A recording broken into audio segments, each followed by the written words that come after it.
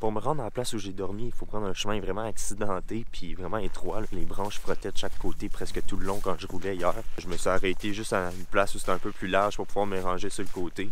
Je vais vous montrer ça ressemble à quoi pour m'en retourner jusqu'à 138.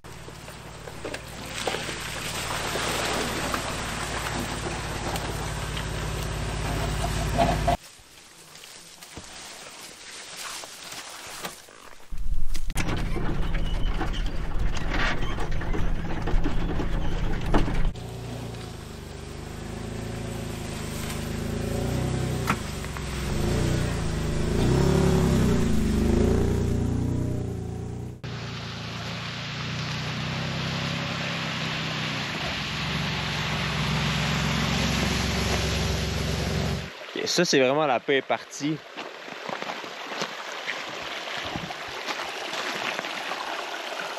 J'avais perdu ça hier.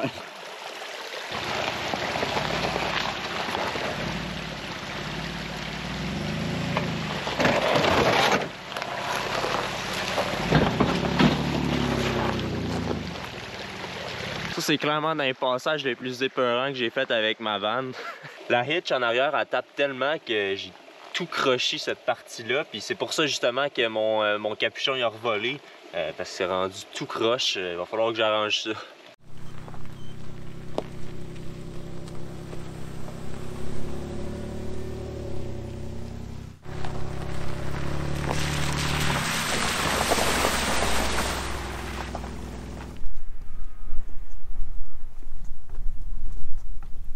Je suis revenu à Béjoine-Bits pour regarder la vue sur le bord des rochers puis déjeuner en même temps. Après ça, je vais prendre la route pour Havre-Saint-Pierre.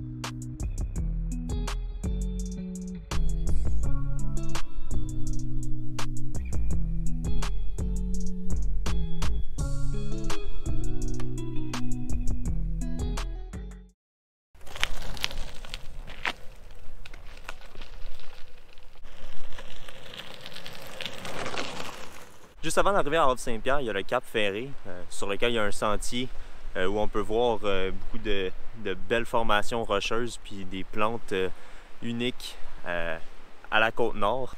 Bon, je viens de cacher mon scoot dans le bois, je vais continuer à pied parce que le sentier est plus trop praticable avec.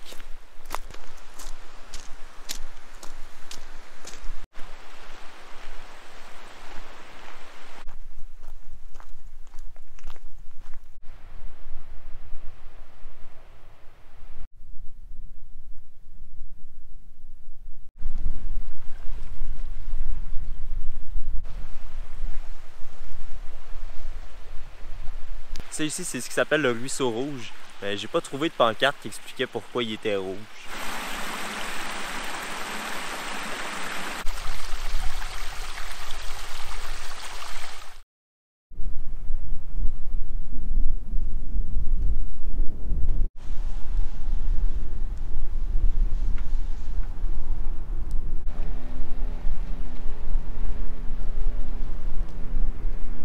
Je suis rendu à Havre-Saint-Pierre, mais il pleut, puis ça va être comme ça pour tout le reste de la journée.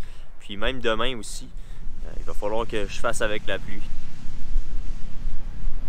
Donc en allant visiter la maison Roland-Jonve, j'en ai appris vraiment beaucoup sur l'histoire de Havre-Saint-Pierre, fait que je vais vous faire un petit résumé.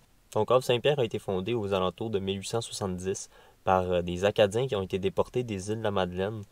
C'est pour ça qu'il y a beaucoup de références acadiennes dans le village. Je me posais justement la question en arrivant. Je voyais que les noms de rues étaient toutes écrites sur des drapeaux acadiens. Puis aussi dans les boutiques souvenirs, il y a beaucoup d'articles avec des drapeaux acadiens dessus. Le bâtiment dans lequel il y a la maison Roland-Jonve, c'est le premier magasin général de la ville d'Havre-Saint-Pierre. Ça a aussi appartenu à la compagnie de la baie du Tson jusqu'en 1970, date à laquelle la ville d'Havre-Saint-Pierre a racheté le bâtiment pour le rénover puis en faire un musée. Les deux principaux employeurs de la ville d'Havre-Saint-Pierre, c'est la mine de titane puis le complexe La Romaine, donc les 4 barrages qui sont le long de la rivière Romaine, qui ont été finis tout récemment d'ailleurs. La mine de titane, c'est une des 6 seules au monde qui sont, si on veut, certifiées pour le domaine pharmaceutique. Donc ceux qui ont des implants en titane, il y a peut-être des bouts de titane qui viennent de la mine de Havre-Saint-Pierre. J'ai aussi été vraiment surpris d'apprendre que le téléphone est arrivé au village juste en 1952, puis la télévision en 1968. Aussi, c'est juste en 1976 que la route 138 s'est rendue jusqu'à Havre-Saint-Pierre.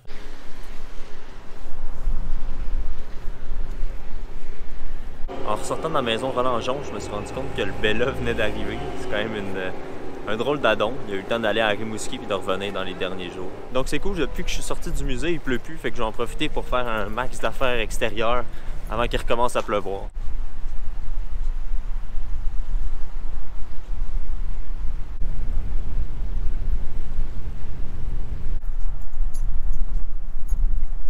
Sur le quai, là, il y a 2 mannequins, puis au début, je pensais vraiment que c'était une personne morte, avec genre des couvertes par-dessus ou une veste de sauvetage, whatever. J'ai vraiment eu peur. Vraiment, c'était un bateau de la garde côtière, fait que ça doit être des mannequins de pratique pour pratiquer des sauvetages ou whatever, mais j'ai eu peur. Hier soir, j'ai mangé chez Julie, le fameux restaurant de Havre-Saint-Pierre, puis j'ai vraiment trop mangé, mais c'était bon. J'ai pris une poutine aux fruits de mer. C'est drôle parce qu'il y a quelques jours, justement, je me disais hey, j'ai envie d'une poutine, mais comme on est sur la Côte-Nord, faudrait que je mange des fruits de mer aussi. Fait que là, ça me prendrait une poutine aux fruits de mer. Puis quand j'ai regardé le menu, j'ai vu ça. Fait que là, je me suis dit que j'avais pas le choix de l'essayer. Puis c'était bon. J'ai aimé ça. Aujourd'hui, je vais m'en aller vers Sept-Îles, puis je risque de m'arrêter à plusieurs points sur le chemin.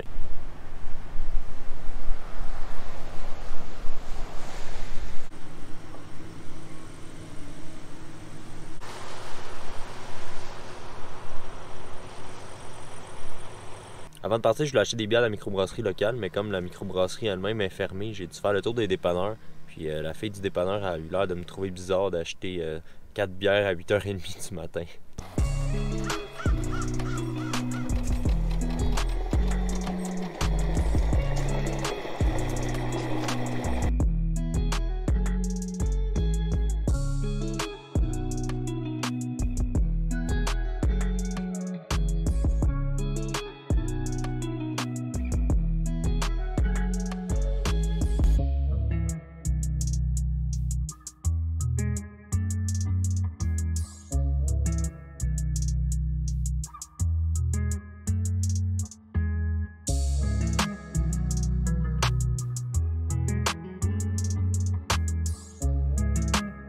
Je suis rendu à Rivière-au-Tonnerre, une municipalité de 297 habitants qui regroupe le village de Sheldrake puis le village de Rivière-au-Tonnerre lui-même.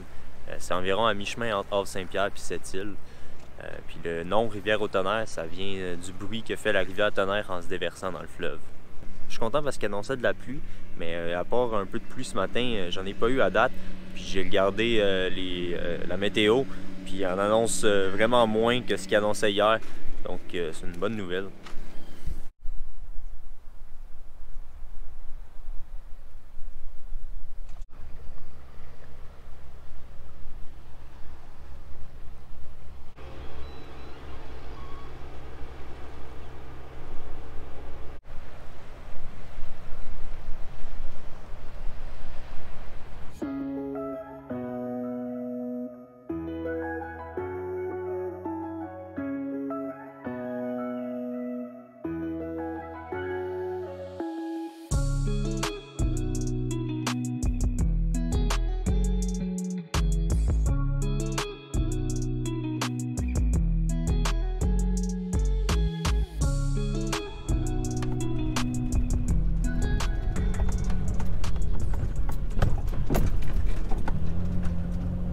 J'ai décidé de faire un détour par Rivière à la Chaloupe Ouest puis Rivière aux Graines.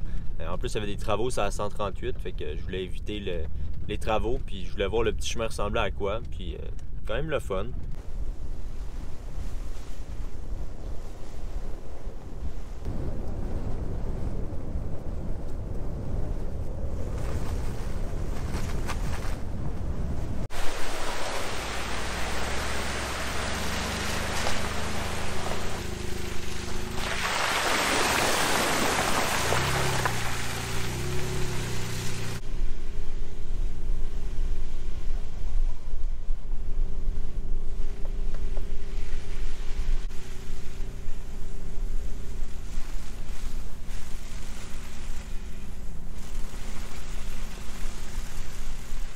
Donc Rivière-aux-Graines, ça a pas l'air d'être un village à proprement parler.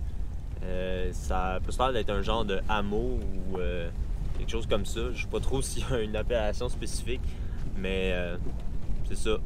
Je voulais voir ça ressemblait à quoi. J'ai ma réponse.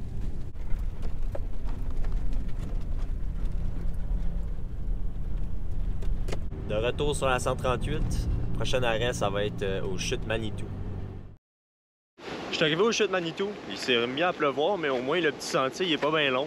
Et j'espère que l'audio est pas trop pire parce que j'ai enlevé mon micro avec la pluie. Je vais pas prendre de chance qu'il prenne l'eau. Fait que tout ça. J'espère que le son est pas trop pire.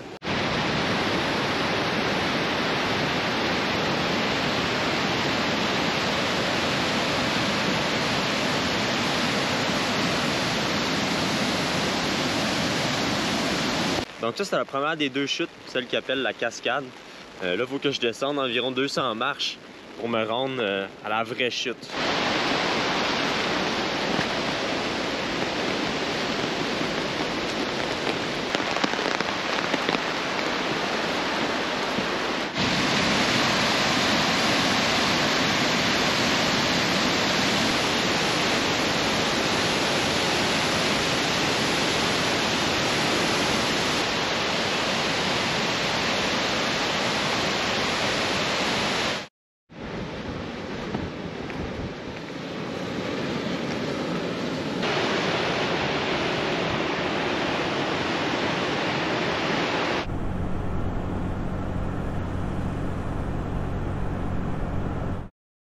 Bon, moi, je suis rendu à Sept-Îles. Sept-Îles, c'est la plus grosse ville de la Côte-Nord, puis en comptant toute l'agglomération, il y a environ 25 000 habitants. Sept-Îles, ça a commencé par un poste de traite en 1673. Après ça, il y a eu une usine de pâte et papier jusque dans les années 60. Puis après ça, ils ont commencé à exploiter un gisement de fer au nord de la ville. C'est ça qui a vraiment fait développer la ville. Puis depuis, il y a aussi de la production d'aluminium qui est faite ici.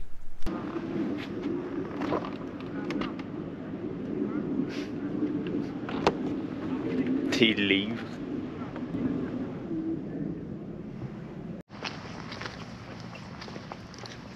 C'est cool, dans la baie, je vois comme 5 gros bateaux qui ont l'air d'être ancrés là, peut-être pour la nuit, je sais pas, mais c'est impressionnant à voir.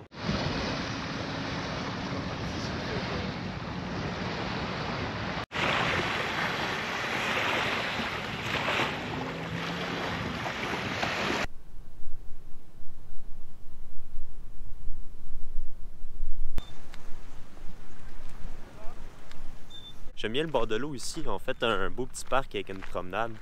C'est plaisant. L'été, il y a l'air d'avoir des festivals ici, fait que ça doit être une place intéressante.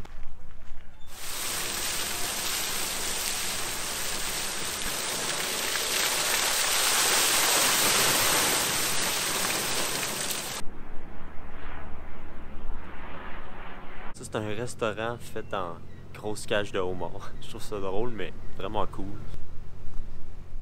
Bon, je me suis encore gâté avec un restaurant ce soir.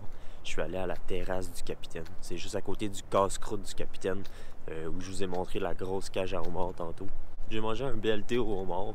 C'était bien bon, mais c'était bien cher aussi.